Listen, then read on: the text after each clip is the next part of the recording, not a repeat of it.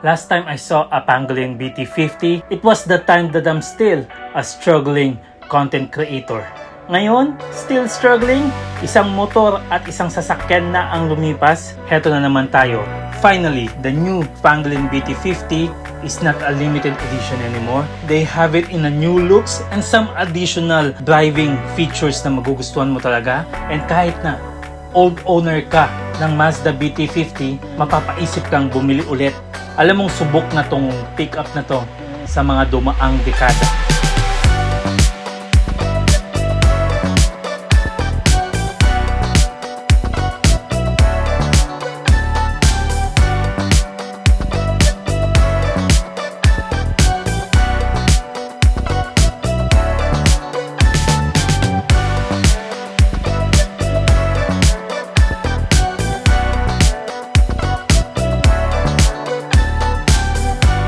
The concrete gray mica is perhaps one of the best color. Wala na siyang add-on.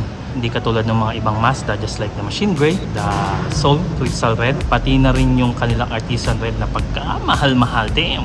And I'm not going to complain because of its chrome materials kasi maganda naman yung kanyang design. I think my hand is not that small, pero kung titignan nyo po, ayan, it makes my hand smaller pagdating sa kanyang branding kasi nga it's so big. The same thing as sa likuran din, ganito po yung makukuha natin. Chrome BT50 badging 4x4. Pagdating sa kanyang material, if you're going to check the color itself, it has a black piano finish from this point all the way there. Ayan po, dashing ang kanyang design because of that. Ang kanyang stepboard, maganda naman po ang pagkakayari. It has some metallic finish on the sides, pero yung top niya malinis ang pagkakagawa. Meron siyang reflectors sa kanyang fender, and if you're going to check this car, it is a little bit wide, so you can widen up the stock tires if you wanted to.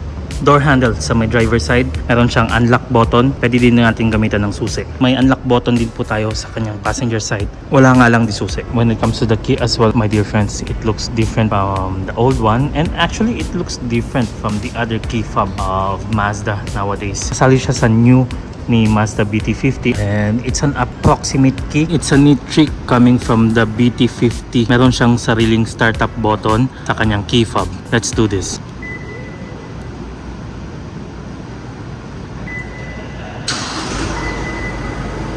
Meron siyang auto leveling sa kanyang headlight. Naka-LED projector lang tayo sa kanyang main. Ang kanyang turn signals, naka-bulb. Meron siyang repeaters sa kanyang mga side mirrors. Sa likuran, designed well naman po ang kanyang tail light. Pero yun nga lang, may makikita ka talagang mga bulb. It has a rain sensing wipers. Meron siyang front parking sensor. It has a front camera as well. So backup camera po tayo dito. It has a rear parking sensor. Since the engine is Isuzu, hindi po siya naka-Sky Active. Ang size ng kanyang engine, 3.0 liter, inline 4, 4 valves, dual overhead cam, intercooled turbocharged diesel. Ang kanyang maximum output, 190 horses at 3,600 RPM, maximum torque, 450 Newton meters at 1,600 to 2,600 RPM. At saka nga pala, kung bubuksan mo yung hood, sa kanan mo siya iaangat. So just in case. Drivetrain, 6-speed po tayo. No more stick shift for the BT50, and wala na atang stick shift si Mazda eh. It's either you go paddle shifter, or with this one, you may drive it on its automatic shift lever. Tignan nyo yung kanyang exterior. Yung kanyang truck bed, hindi masyadong mahaba. And this is what I like about their styling for better handling kumbaga. Doon talaga known si Mazda sa kanyang handling. Meron siyang 1,971 kilograms wet weight, plus ang kanyang wheelbase 3,125 millimeters. It's slightly longer if you're going to check, and punta naman tayo sa kanyang truck bed. And ganito po tayo sa kanyang tailgate. Ayan o. So one hand kay Ma'am Thea, kaya ba? Oh, sige, subukan natin. Ayan. Just because of its tailgate assist. Ang kanyang truck bed, pagdating sa space, malaki naman po. Sa kanyang width and sa kanyang length din, 5 feet and 1 po siya. And it's not that big and it's not that wide actually because of its balancing. Pero para sa akin, it's still a capable truck. Ang kanyang payload capacity can start up to 750 kilograms up to 900 kilograms. Plus this beauty can tow up to 3,500 kilograms. Alrighty, it can pull more than its weight, my dear friends. And if you're going to buy the 4x4 pangolin, stock na po ang kanilang truck bed cover. 240mm naman ang kanyang ground clearance. At saka kung titignan nyo yung design ni pangolin, meron siyang metal splash guard sa may ilalim. And check this one out. They made it so beautiful na yung tipong lahat talaga masasabing mong luxurious or premium. Ang kanyang suspension sa rear, leaf spring po tayo, independent double wishbone tayo with coil spring and stabilizer bar sa may harapan. Ang kanyang wheels, 18-inch diamond cut aluminum alloy with a Mazda plastic cup sa kanyang gitna. Dunlop 8025 po tayo sa tires, and ang kanyang size 265/60 R18. Meron siyang butas dito for airflow, daluyan ng hangin kumbaga. Dito yung labas niya. Ventilated disc brakes po tayo sa may harapan at saka sa may likuran, drum brake po. So if you happen to be a 5'6" tall passenger, eto po tayo.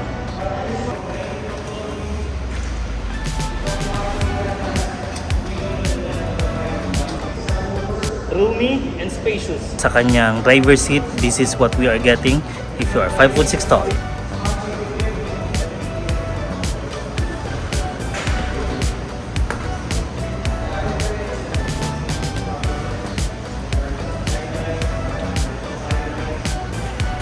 Still roomy and spacious. So luckily, this is what we are getting on our pangolin version. Maganda pagkakayari sa kanyang leather. Premium siya if you're going to take a look. Perforated po siya, and it has some white stitching. Isofix tethers available, malinis at saka maayos yung pagkakagawa. Take a look on this part. 2 cup holders sa kanyang middle seat. And dito naman po, Type-C charging. So bagong-bago talaga. You may put your coins here if you wanted to. 2 air vents po tayo sa may likuran. Pockets that you may put your tablet in it. At saka speaking of interior, this is what we are getting. You can fold it up. May extra luggage tayo dito. Cup holders available. Spacious naman siya kahit papano. And also this part, the handle. Meron po siyang part piano black sa kanyang material. But most of it, leather and soft touch po tayo dyan. BT50 branding. Take a look. Magandang plastic po yung nilagay nila dito. And very comfortable if you are barefooted kumbaga. This is what I like about this design. Pang off-road talaga. Harapan din. The leather looks premium. Design nyo ng kanyang seat. And also it's designed actually for performance kasi kung titignan nyo po, ayan o, may umbok siya dito and dito para hindi ka yung tipong maalog or titilapon kung nagko-corner ka. Para sa akin, very practical. Perforated po and very beautifully done if you're going to ask me. Ayan o, panalo siya. 8-way power adjustable po tayo kay driver, kay passenger naman 4-way lang po. Adjustable po tayo dito. Ayan o, yung height ng kanyang seat pwede mo ma-adjust. As we speak, I'm adjusting it right now. Ayun. How do you sit ba? Ikaw bahala. Meron siyang heated seats. You may adjust on this part. Kapag sobra ng lamig sa biyahe mo, lalo na kapag nagtitrain ka. So when it comes to the steering wheel, beautiful leather po tayo. Maganda ang kanyang pagkakagawa. So let's fire it up para makita nyo po yung kanyang display din kahit papano. Ayan o. Cruise control, available po tayo. You may set it up on this part. Infotainment naman po tayo dito. Yung sinasabi nilang pickup truck with a luxurious winning selling point sa kanyang interior. The adjustability for your steering wheel dito po. Armrest on this part with 2 cup holders. Manual po tayo pagdating sa kanyang park brake. Let's open this one. Room and spacious naman po, but it's not what I expected. Glove compartment on this. Also on this part na pwede mong ilang. Meron din siyang air vents 1, 2 and 3 and then 4. And yung kanyang climate control dito po yan. And like I mentioned a while ago, ayan, wireless charging space on this part. USB Type-C po tayo, nag-iisa lang po. The Pangolin have 4x4 shift on the fly system. And meron din siyang rough terrain mode if you wanna go rough roading in the Philippines. Meron siya power rear view mirrors. And meron din siyang satellite assist kumbaga, which is maganda for navigation. Vanity mirror that lights up. And dito po, it also has a vanity mirror. Sunglasses compartment on this part. Pilot lighting, very beautifully done. By the way, meron siyang 8 speakers. It didn't specify if it's a Bose. Uy, touchscreen. 9-inch po tayo na LCD display. You can go wireless Apple CarPlay, Android Auto, phone and everything. Panalo din siya if you press home. This is what we're getting. If you press this one, you may check the surroundings on this 360 backup camera. Safety and security, meron siyang ABS, electronic stability control, hill launch assist, hill descent control. Sa kanyang advanced driver assist technology naman, kompleto po ito na hindi mo makukuha kay 4x2. Meron siyang adaptive cruise control, forward collision warning, autonomous braking system, front at saka rear yan. And meron din siyang lane departure warning, blind spot monitoring, rear cross traffic alert, and rear cross traffic brake. Auto high beam control, pedal miss application mitigation, multiple collision brake, and driver attention assist. So ayan, very helpful to. Magagamit po itong mga ganitong driver aids. Before they launched the car, they actually allowed me na i-vlog ito, but I will post it after the launching. The price, the most important one. Ang presyo ni BT50 dito kay Auto Hub Group Davao City, ang kanyang 4x2, 1,620,000 po tayo. Meron siyang lowest down payment coming from BPI, 88,000 Philippine pesos, and ang kanyang 60 months, 33,847.